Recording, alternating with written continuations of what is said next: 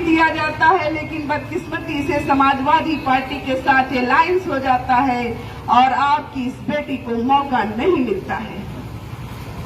फिर आपकी बेटी ने झंडा डंडा का ढोने का उसी तरह काम किया जैसे पहले करती थी। बड़ी तन्मयता के साथ, बड़ी हिम्मत के साथ मैंने उस झंडे के, उस बैनर के तले काम करना शुरू किया। जब मैं शुरू में काम करती थी तो लोग मुझसे कहा करते थे, सबिया अंसारी तुम कांग्रेस में क्या कर रही हो? यहाँ पे कांग्रेस का कोई जनाधार नहीं है, लेकिन मुझे लगता था कि अपने संघर्ष के बल पे, अपने समाज के लोगों के बल पे मैं शायद कांग्रेस के लिए कुछ अच्छा कर पाऊं। लेकिन मैं आपसे बताना चाहती हूँ, मुझे बहुत खुशी हुई कि कांग्रेस के लोग, अपने मेरे भाई मुझसे कांग्रेस के नाम पे, चाहे शकील भाई हो, चाहे मुख्तार भाई हो, चाहे कोई भी मेरा भाई हो, यहाँ पे अपनी बहन के नाते मेरी बात कांग्रेस की सुन लिया करता था। मैं सन 2022 का इंतजार की और यहाँ की उत्तर प्रदेश की प्रभारी आदरणीय प्रियंका गांधी ने, उत्तर प्रदेश की प्रभारी थी, उन्होंने महिलाओं की विधानसभा में टिकट भागीदारी के लिए 40% का आरक्षण भी दिया था। इसमें आपकी इस बहन, आपकी ये समाज की बेटी बिल्कुल इस टिकट की हकदार थी, बिल्कुल इस टिकट के लिए फिट बैठती थी, कहीं से भी कटने के लिए नहीं थी। लेकिन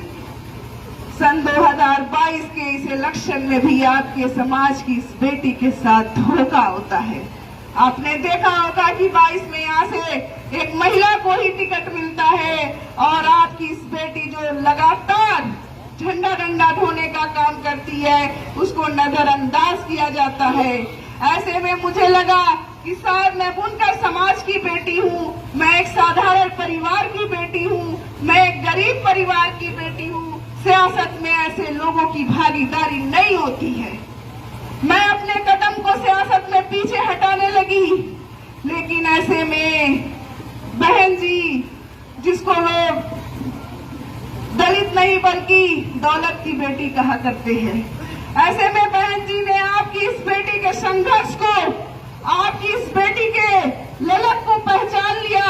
और सन 2024 का टिकट उन्होंने, मैं एक विधानसभा के लिए मांग रही थी, उन्होंने 5 विधानसभा का टिकट देकर, यानी लोकसभा का टिकट देकर आपके बीच में भेज दिया है। आपके सामने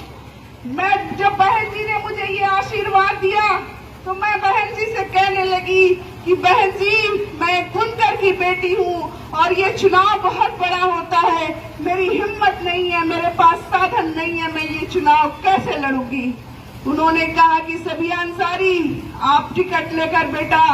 मैदान में जाओ, मेरे समाज के लोग, मेरे संगठन के लोग तुम्हारी ताकत, तुम्हारी हिम्मत बनने का काम करेंगे।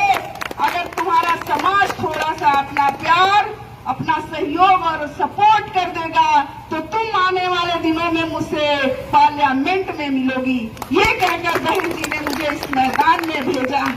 और जैसे जैसे मैं अपने तमाम बहुजन समाज पार्टी के संगठन के साथ रात दिन जब मैं क्षेत्रों में जाने लगी, संगठन के तमाम कार्यकर्ताओं के हर विधानसभा सेक्टर वाइज जब मिलने लगी, तो मुझे अंदाजा हो गया कि बहुजन समाज पार्टी का संगठन बहुत मजबूत है और जो चुनाव होता है वो संसाधन या पैसों के बल पे नहीं, जिसका बूथ सबसे मजबूत होता है वही चुनाव जीतता है। जब मैं अपने दलित समाज के लोगों में जाती हूँ तो लोग कहते हैं कि बहन जी, अगर जरूरत पड़ेगी तो हम आपको वोट भी देंगे और नोट भी देंगे, लेकिन सिर्फ आप हमारे ऊपर ध्यान न देकर आप अपने समाज के लोगों पर ध्यान दीजिए। उनका मानना है, मैं जब उनसे कहती हूँ कि मेरे संसाधन में कमियां हैं, तो उनका मानना है कि बहन जी आप बिल्कुल घबराइए नहीं। जो 50-50, 500 गाड़ियों में, फॉर्च्यूनर में, मर्सिडीज में आते हैं, या आप अगर पैदल चल रही हैं तो जो फॉर्च्यूनर और गाड़ियों और संसाधन के बल पर आते हैं,